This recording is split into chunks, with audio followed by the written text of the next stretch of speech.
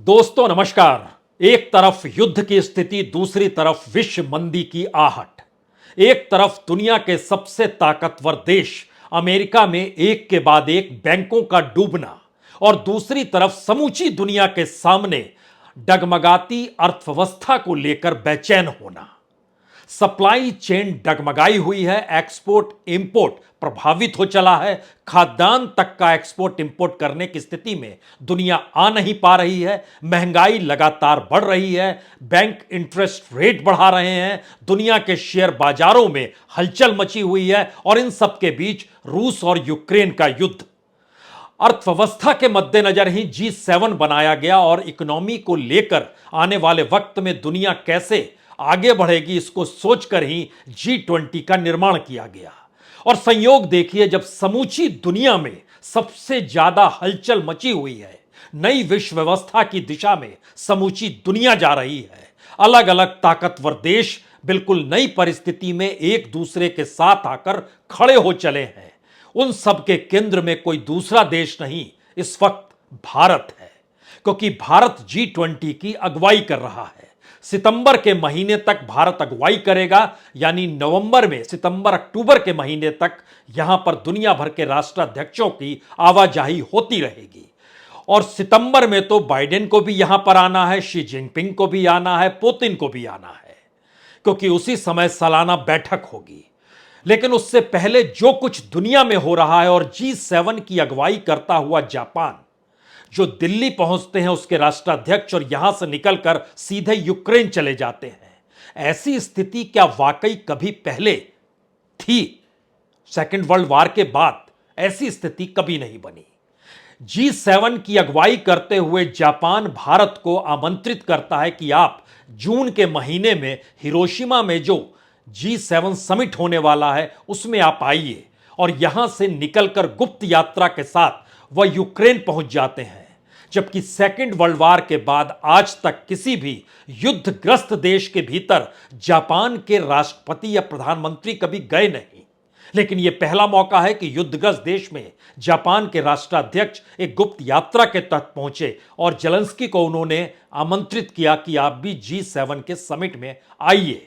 उन्होंने कहा हम वीडियो कॉन्फ्रेंसिंग के जरिए जुड़ जाएंगे। यानी आर्थिक मसलों पर दुनिया को एक साथ खड़ा करने की कोशिश इस सोच के साथ हुई थी कि आने वाले वक्त में युद्ध अर्थव्यवस्था के आसरे लड़े जाएंगे। और शायद इसीलिए चीन और रशिया के बीच जो आर्थिक युद्ध चला उसने समूची दुनिया को प्रभावित किया और माना यही गया कि दरअसल असल युद्ध यही है और आने वाले वक्त में जो कोल्ड वार होगा वो चीन और अमेरिका के बीच होगा, जो कि अर्थव्यवस्था को लेकर होगा। लेकिन रूस और यूक्रेन के युद्ध ने एक नई परिस्थिति दुनिया के सामने लाकर खड़ी कर दी।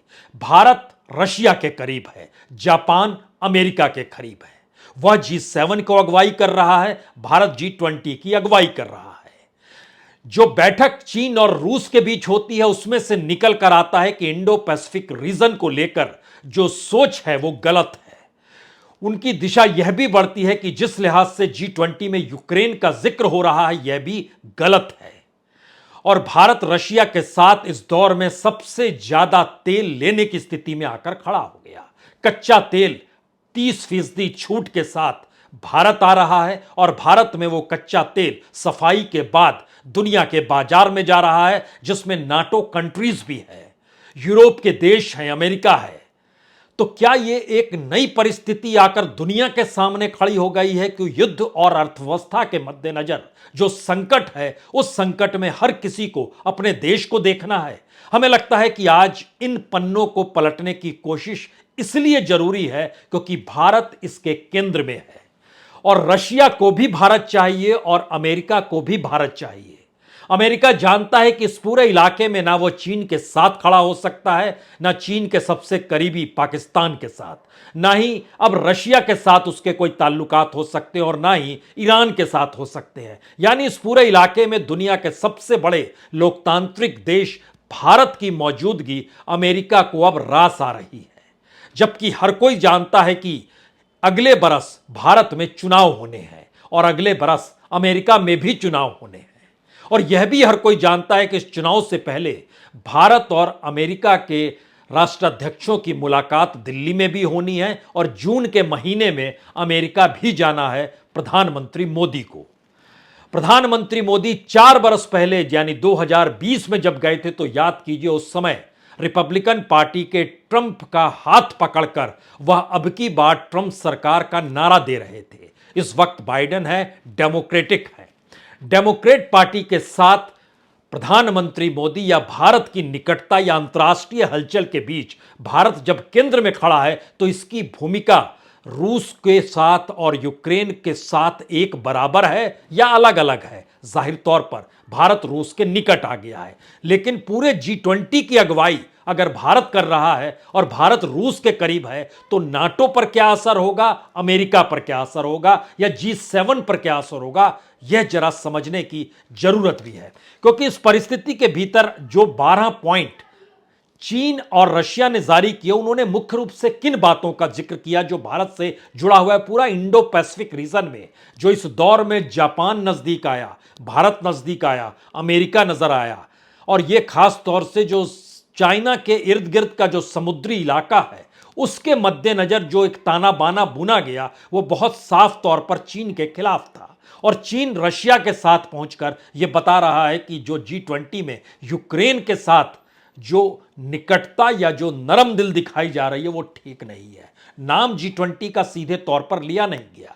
G20 में तो यह दोनों देश भी शामिल हैं, लेकिन यह भी खुले तौर पर कहा गया कि न्यूक्लियर वार नहीं होना चाहिए। बातचीत और सोवरेनिटी यानी संप्रभुता का जिक्र किया गया। नागरिक और जो प्रिजनर्स हैं उनकी रक्षा का जिक्र हुआ, यानी मानवीय क्राइसिस खत्म करने का भी जिक्र किया गया। तो जो निकटता रशिया और चीन के बीच में है, हो सकता है आपके दिमाग में माओ, ख्रुश्चेव या स्टालिन भी आ जाए। उसके बाद से शी जिनपिंग और पुतिन ही एक दूसरे के करीब आए हैं। इससे पहले ऐसी परिस्थिति नहीं थी। और शी जिनपिंग जब राष्ट्रपति बने तो उसके उस लिहाज से पहली बार ऑफिशियल यात्रा उनकी चीन की हुई है, इससे पहले कभी नहीं हुई थी। तो क्या एक नई परिस्थिति दुनिया के सामने आकर खड़ी हो रही है और भारत उसके केंद्र में सिर्फ इसलिए है कि वह G20 की अगुवाई कर रहा है, या भारत की अर्थव्यवस्था, भारत का बाजार, भारत का एशियाई देशों में प्रभाव और चीन के प्रभाव को ना बढ़ने देने के लिए भारत की जरूरत, ये वो वजह तो नहीं है। वजह कई हो सकती है, लेकिन जरा इस बात को समझना होगा कि चीन भारत की सीमा पर खड़ा है, चाहे वो लद्दाख का इलाका हो या अरुणाचल का या उत्तराखंड का इलाका हो। और दूसरी तरफ जापान भी समुद्री इलाकों में चीन से टकरा रहा है, तो जापान और भारत नजदीक आ रहे हैं। दोनों के बीच अर्थव्यवस्था भी काफी सुदृढ़ हुई है, लेकिन चीन जैसी सुदृढ़ अर्थव्यवस्था जो भारत की है वैसी जापान के साथ अभी भी नहीं हो पाई। तो युद्ध है, अर्थव्यवस्था है, कूटनीति है, डिप्लोमेसी अपने तौर पर इकोनॉमिक और वार मॉन्गरिंग की परिस्थिति में लाकर खड़ा भी कर रही है। तो क्या पहली बार दुनिया का हर देश जो अर्थव्यवस्था को लेकर संकट में है और जिस कैपिटलिज्म का जिक्र होता है, क्या वह किसी क्राइसिस में आकर खड़ा है और भारत के सामने एक मौका है या भारत की डिप्लोमेसी की परीक्षा है? इन दोनों परिस्थिति के बीच अगर साथ चलेंगे तो यह भी समझने की जरूरत है कि जापान और इंडिया दोनों अगर G7 और G20 की अगुवाई कर रहे हैं और चीन अगर अब शांति का जिक्र कर रहा है और कह रहा है कि कोई न्यूक्लियर वेपन का इस्तेमाल नहीं होना चाहिए, तो ऐसे में जो डिप्लोमेटिक टाइज इस पूरे खित्ते के भीतर, इस इलाके के भीतर जो सऊदी अरब और ईरान के साथ चीन ने बढ़ाए हैं, रशिया के साथ खड़ा है, तो क्या आने वाले वक्त में भारत के पास कोई दूसरा ऑप्शन नहीं बचेगा कि वह चीन के साथ खड़ा हो जाए, या चीन की जरूरत उसको पड़ेगी या अमेरिका मदद करेगा, ये जानते समझते हुए कि दरअसल इस इलाके में उसकी जरूरत भारत ही पूरा कर सकता है। यह महत्वपूर्ण अब इसलिए हो चला है क्योंकि जापान भारत के इंफ्रास्ट्रक्चर डेवलपमेंट का बड़ा निवेशक है, और भारत ने जो भारत, जापान और अमेरिका, ऑस्ट्रेलिया का जो क्वाड बना हुआ है उसमें भी एक बड़ी भूमिका भारत की है। और याद कीजिए तो जापान ने आर्थिक तौर पर भारत को 5 ट्रिलियन येन यानी तकरीबन $42 बिलियन जो अगले 5 साल के लिए निर्धारित किया कि हम आपको इंफ्रास्ट्रक्चर के लिए देंगे। और इसी साल भारत जापान ने जो ज्वाइंट फाइटर जेट ड्रिल्स भी की, उसने भी एक मैसेज दुनिया के सामने दिया। तो एशिया के दो देश जब G7 और G20 की अगुवाई कर रहे हैं और दुनिया के तमाम देश इन दोनों संस्थानों को खारिज कर पाने की स्थिति में नहीं है, लेकिन दोनों देशों के साथ जो अंतर्विरोध हैं वो रशिया और अमेरिका को लेकर हैं, और बीच में चाइना रशिया के इतने नजदीक आकर खड़ा हो गया है कि रशिया किसी भी हालत में अब चाइना को छोड़ेगा नहीं, साथ लेना चाहेगा, क्योंकि नाटो और अमेरिका दोनों खुले तौर पर यह बताने से हिचक नहीं रहे हैं कि दरअसल ये पूरा का पूरा मसला चीन से हथियारों की सप्लाई उसी तरीके से हो रही है रशिया के भीतर में जैसी सप्लाई होती थी नाटो की यूक्रेन को लेकर। दरअसल G7 और G20 की भूमिका इस दौर में बहुत बड़ी है, और संयोग से G20 की अगुवाई अगर भारत कर रहा है तो फिर उसकी डिप्लोमेसी की परीक्षा इस मामले में कहीं ज्यादा महत्वपूर्ण है, क्योंकि G7 के तमाम देश तो नाटो के सदस्य हैं और नाटो खुले तौर पर यूक्रेन को मदद कर रहा है, लेकिन G20 बटा हुआ है। G20 के देशों के भीतर में एक लकीर खींची हुई है, और खुद रशिया और चीन भी G20 के सदस्य हैं। भारत हर किसी से संवाद बना रहा है, लेकिन अगर अमेरिका की माने तो चीन बड़ी तादाद में हथियारों को रशिया को लगातार दे रहा है, वो चाहे लिथल वेपन्स के तौर पर हो, आर्टिलरी शेल्स के तौर पर हो, ड्रोन पर अटैक करने वाले हथियारों का सिलसिला हो। तो क्या एक नई परिस्थिति में G7 हथियारों को लेकर यूक्रेन के साथ खड़ा है और G20 में तमाम ताकतवर देश बट चुके हैं यूक्रेन और रशिया को लेकर, या फिर दोनों संगठनों का निर्माण जो अर्थव्यवस्था और इकोनॉमी को लेकर किया गया था, ऐसे क्रूशियल वक्त में वह एशिया उसकी अगुवाई कर रहा है जिसमें समूची दुनिया की अर्थव्यवस्था डामाडोल है और युद्ध रुकने का नाम नहीं ले रहा है। और अगर अमेरिका के भीतर भी झांक कर देखें तो उसके सामने अपने संकट आर्थिक तौर पर कहीं ज्यादा गहरे हैं। 2008 में जब विश्व मंदी आई थी तो उसकी शुरुआत अमेरिका से ही हुई थी। वहां जिस तरीके से रियल एस्टेट का डहना, उसमें लगाया हुआ पैसा बैंकों में वापस नहीं लौटना, और अब के दौर की परिस्थिति कोविड के बाद की स्थितियों के साथ जुड़ गई है। और बैंकिंग क्राइसिस ने कई सवाल खड़ा किए हैं। एक तरफ इन्फ्लेशन यानी महंगाई को रोकने के लिए इंटरेस्ट रेट का बढ़ाना, दूसरी तरफ गवर्नमेंट के बॉन्ड्स खरीदे हुए हैं बैंकों ने, उसकी कीमत कम हो गई, पैसा चाहिए अपने क्लाइंट्स को देने के लिए तो उस बॉन्ड्स को कम कीमत पे ही बेच देना। यह क्राइसिस धीरे धीरे गहरा रहा है। और अगर शेयर बाजार को भी इससे जोड़ दीजिए तो बैंकों के शेयरों का उतार चढ़ाव इस दौर में सबसे ज्यादा है। तो क्या भारत अर्थव्यवस्था और युद्ध दोनों के बीच में एक बैलेंस बनाने के लिए आकर खड़ा है, या जो नया विश्व ताकत या नई विश्व व्यवस्था के तहत रूस और चीन एक साथ आ रहे हैं, दूसरी तरफ नाटो कमजोर दिखाई दे रहा है, अमेरिका अपनी इकोनॉमिक सिचुएशन को संभाल पाने में सक्षम नहीं हो पा रहा है, और एशिया के सबसे रईस देशों में जापान शुमार होता है और दुनिया के सबसे बड़े लोकतांत्रिक देश में भारत की शुमारी है। तो क्या यह एक नई परिस्थिति बन रही है? क्योंकि जापान और भारत के रिश्ते खासे मजबूत हैं, लेकिन भारत और रशिया के रिश्ते भी बहुत पुराने हैं। चीन के साथ टकराव 1962 वार के बाद से भारत का खट्टा मीठा नहीं बल्कि एक लिहाज से बड़ा तीखा रहा है। पाकिस्तान के साथ स्थिति अनुकूल कभी रही नहीं है। बांग्लादेश चीन पर इकोनॉमी पर निर्भर हो रहा है। नेपाल के साथ भी यही सिचुएशन है। श्रीलंका को आईएमएफ ने इस बार पैसे तो दे दिए, लेकिन वह भी कहीं ना कहीं चीन के कर्ज में डूबा हुआ है। तो भारत एकमात्र ऐसी परिस्थिति में दुनिया के सामने है जहां पर इस पूरे इलाके में चीन और रशिया से ही तमाम देश प्रभावित हैं सिवाय भारत के, और भारत दुनिया को अपनी पॉलिसी और कूटनीति के जरिए प्रभावित करने की स्थिति में आकर खड़ा हो गया है। अब यहां पर इकोनॉमी और वार दोनों को एक साथ जोड़कर भारत की बड़ी भूमिका का जिक्र करने की जरूरत इसलिए है क्योंकि भारत की अपनी आर्थिक माली हालत भी बहुत अच्छी नहीं है। और यह फैक्ट है कि भारत दुनिया के बाजारों में जो अपना माल एक्सपोर्ट करता है उसमें नंबर 1 पर अमेरिका है, लेकिन भारत के भीतर जो सबसे ज्यादा माल जहां से आता है उसमें नंबर 1 चीन है। फिर वही अंतर्विरोध, और रशिया के साथ तो हाल में चीजें डेवलप हुई, वह भी तेल के जरिए, और रूबल और रुपए के बीच में आदान प्रदान शुरू हुआ, तो क्या डॉलर को लेकर भी अमेरिका की चिंता है और भारत को इसलिए साथ लेना चाहता है?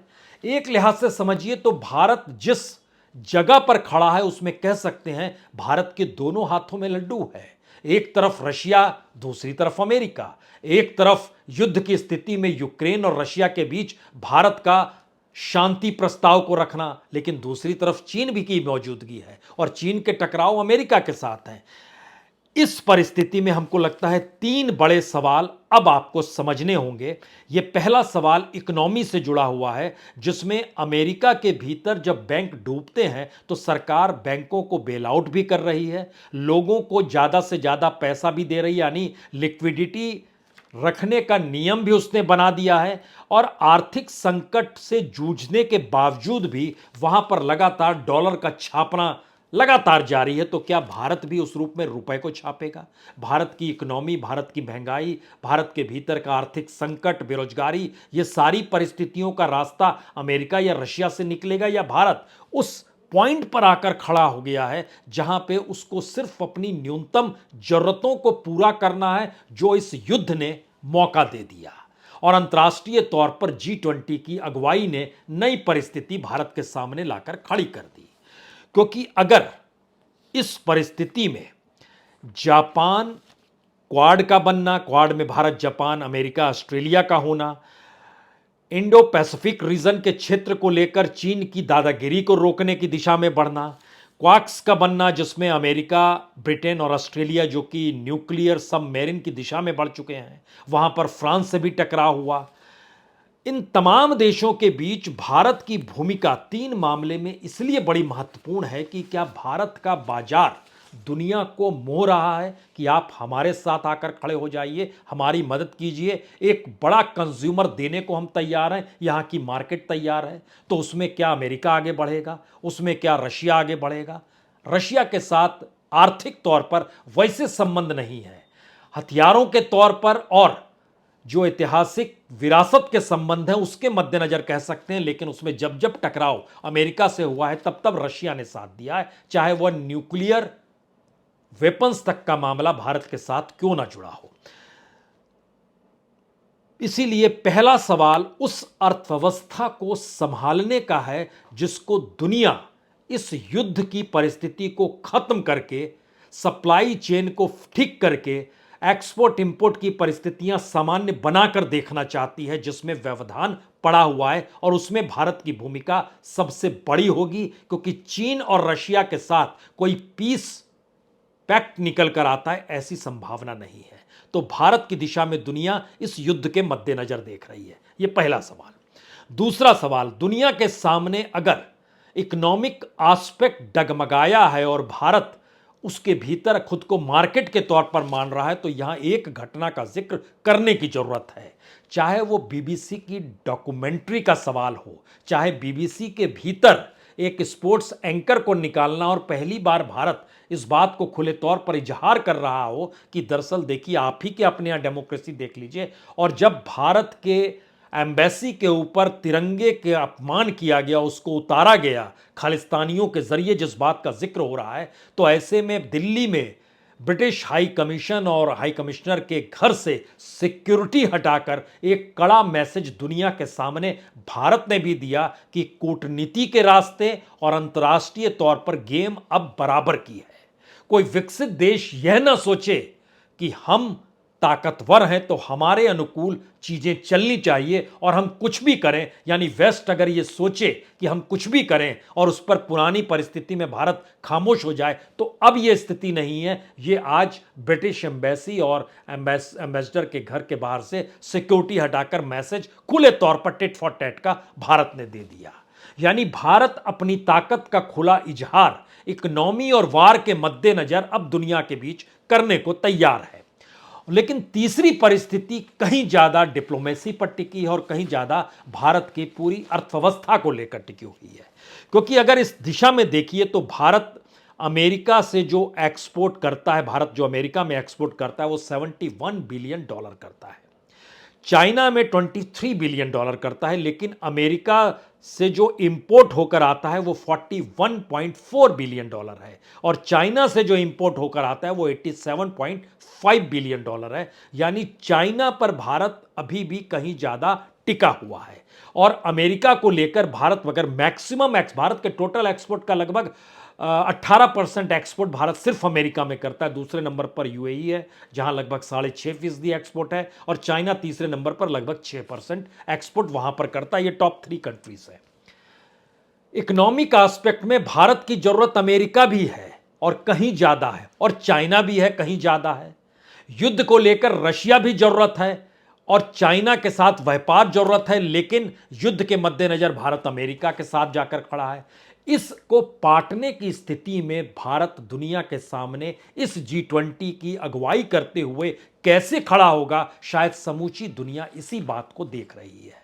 ताकतवर होते भारत के भीतर की अपनी राजनीति में विपक्ष जिस लिहाज से अंतर्राष्ट्रीय मंचों पर अब खुले तौर पर मौजूदा सत्ता को तानाशाह कहने से कतरा नहीं रहा है, तो क्या यह वर्ल्ड वाइड एक मैसेज है कि अगर भारत की राजनीतिक सत्ता में विदेशी दबाव के आश्रय सत्ता परिवर्तन होता है तो क्या विपक्ष एक न्योता दे रहा है, या भारत की राजनीतिक सत्ता की ताकत से अब दुनिया के दूसरे देश भी इस एहसास को समझने लगे हैं कि अब उन्हें भी कुछ चीजें चूज करनी होगी, किसी के पक्ष में खड़ा होना होगा।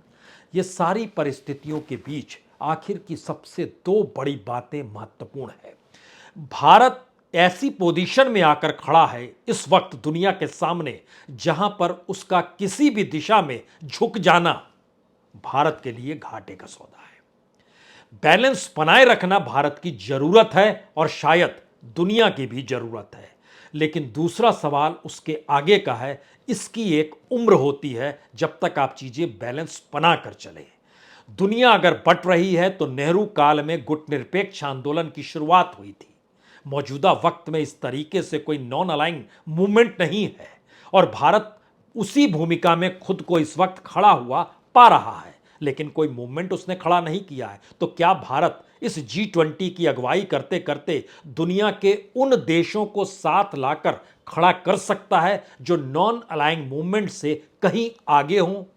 अगर ऐसा होता है तो यह भारत की बड़ी जीत होगी, लेकिन इस बैलेंस को बनाए रखने की उम्र अगर जल्द पूरी हो जाती है तो फिर मुश्किल खड़ी भी है। बहुत बहुत शुक्रिया, बहुत बहुत शुक्रिया।